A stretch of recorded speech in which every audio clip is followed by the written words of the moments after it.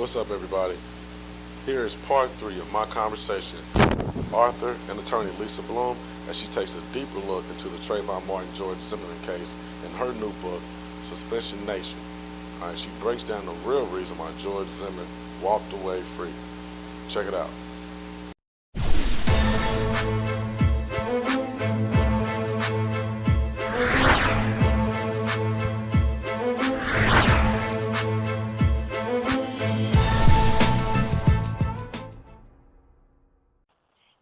I want to ask you a question, in your opinion, because I saw it in my own city, okay?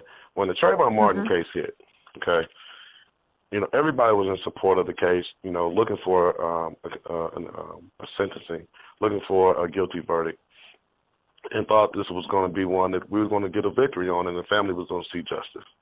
Everybody was supporting. If you go on social media was heavy at that time with everybody wearing the hoodies. A lot of cities were doing marches, including my city in Indianapolis. However, what I noticed is, and, like I said, in your opinion, I'm going to make a statement when I ask a question.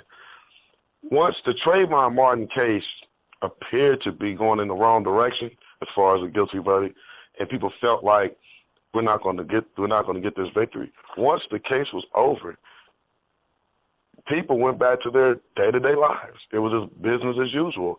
And I had a friend on the interview, and he just basically said how I understand the death of Trayvon Martin was tragic and it was wrong.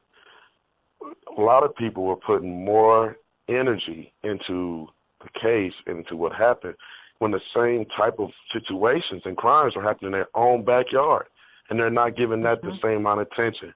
Why do you feel like cases like Trayvon Martin are getting the mass attention from the public, but when things like this happen in their own neighborhoods, right behind them, next door, down the street, or up the block, they're not giving those situations the same energy as they are a high-profile case? Well, it's a good question, and I explain in the book why this case became a high-profile case. You're right, and your friend is right, that any killing, especially of a child or a teenager, deserves our attention. And, each one of us is a child of God. Each one of us is deserving of dignity and respect and safety and life. And Trayvon Martin's life was just as valuable as anyone else's, and anyone else's life is just as valuable as his. So the question is, why does the media pick up on certain cases, I think, and not others, right? And the answer is because some cases are kind of thrust into the media, and that was true in this case. So I talk about what happened here. Trayvon Martin was killed, and his father learned of this the morning afterwards. His father waited a couple days for George Zimmerman to be arrested, and he was not arrested. And Tracy Martin couldn't understand why. My son was walking down the street unarmed. He was killed. You know who the shooter is. What's taking so long? Why is there no arrest, right? And so he hired Benjamin Crump, who was a civil rights attorney in that jurisdiction. And Benjamin Crump initially said, don't worry about it. Of course there's going to be an arrest. You don't even need me. Well, he turned out to be wrong about that. And another week goes by, there's no arrest. And Benjamin Crump then made the decision with Trayvon's family to take the case to the media. And I think this case immediately sparked a lot of attention, I think, in the African-American community because, as I said, this seemed to be yet another in this long line of very disturbing cases where there is not justice for African-American victims.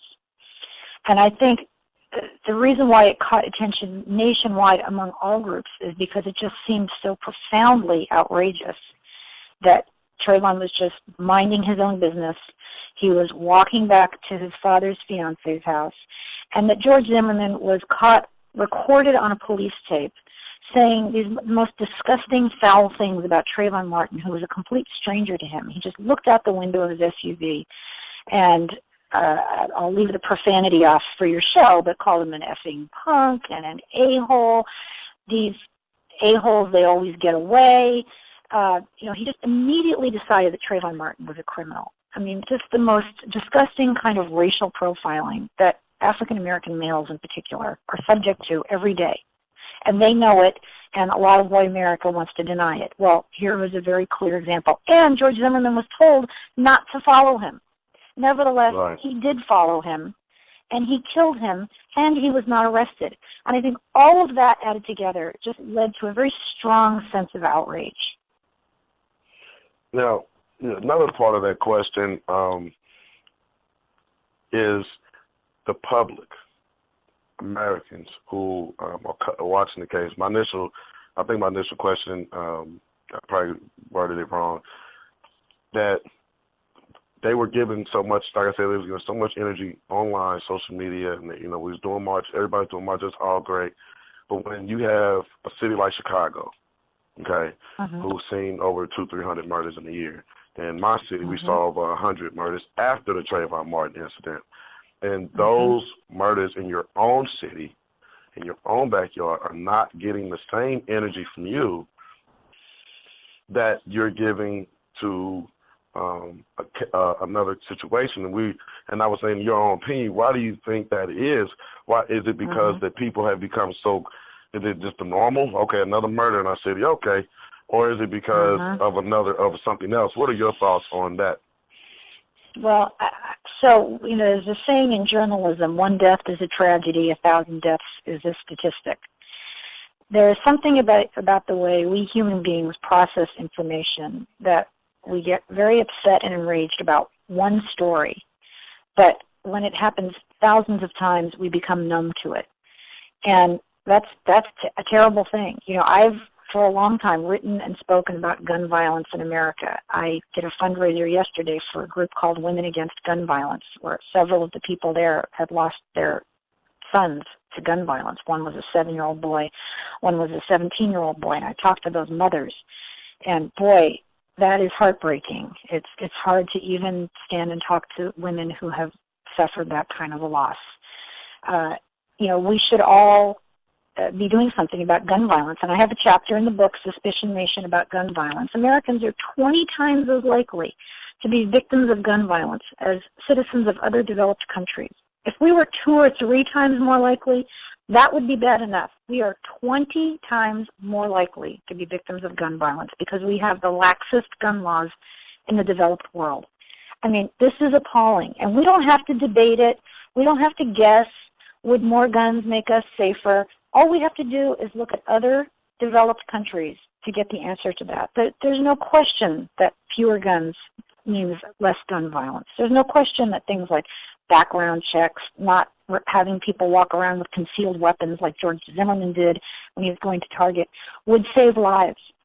And, I think we have to take a hard look in the mirror and decide if we love our children more than we love our guns, because guns cause tremendous pain. And in inner city Chicago, in Indianapolis, in my city, Los Angeles, I mean, all across America.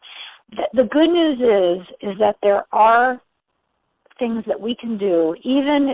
We can join together even with people who are very strong gun rights activists. For example, background checks, not allowing gun shows to sell to people who don't go through background checks. 40% of guns sold in America today are to people who have no background checks done on them whatsoever. That's ridiculous. So gangs know. They go to gun shows, they buy a couple hundred guns, they hand them out to gang members. I mean, it's outrageous. We know this, and we allow it. We allow children to be killed in gang crossfire. That's what happened to the 7-year-old boy I was talking about, his mother I spoke to yesterday. He died in crossfire between the Crips and the Bloods here in Los Angeles. Wow. We know how to reduce it. All we have to do is put that into action.